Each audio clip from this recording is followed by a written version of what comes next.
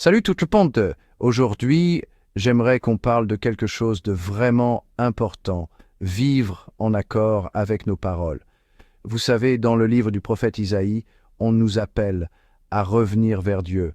Mais il y a plus que ça.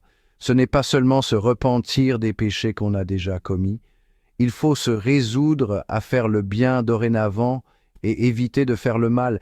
Isaïe nous met au défi de mettre en pratique ce qu'on dit, et le Christ reprend ce thème dans l'Évangile en nous rappelant qu'il faut joindre le geste à la parole. Réfléchissez-y. Si on a une position d'autorité, on ne devrait pas demander aux autres de faire ce qu'on ne ferait pas soi-même. Au contraire, on devrait aider les autres à porter leur fardeau plutôt que de leur en imposer davantage. C'est facile de se laisser prendre à faire de bonnes actions pour être admiré.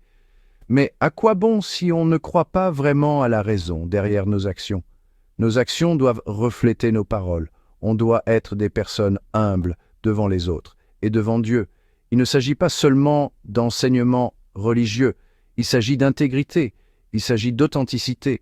Imaginez un monde où chacun agirait selon ses paroles, où les leaders donneraient l'exemple et où les gens s'entraideraient sincèrement, sans arrière-pensée. Le Christ nous enseigne qu'il ne suffit pas de dire les bonnes choses, il faut les vivre, il faut être l'exemple. Alors, je vous lance un défi aujourd'hui. Réfléchissez à vos paroles et à vos actions. Sont-elles en harmonie? Vivez-vous en accord avec les valeurs dont vous parlez? Il n'est jamais trop tard pour commencer. Choisissez d'être le changement que vous voulez voir dans le monde. Soyez la lumière dans l'obscurité de quelqu'un. Efforçons-nous d'être des personnes humbles qui vivent avec intégrité et authenticité.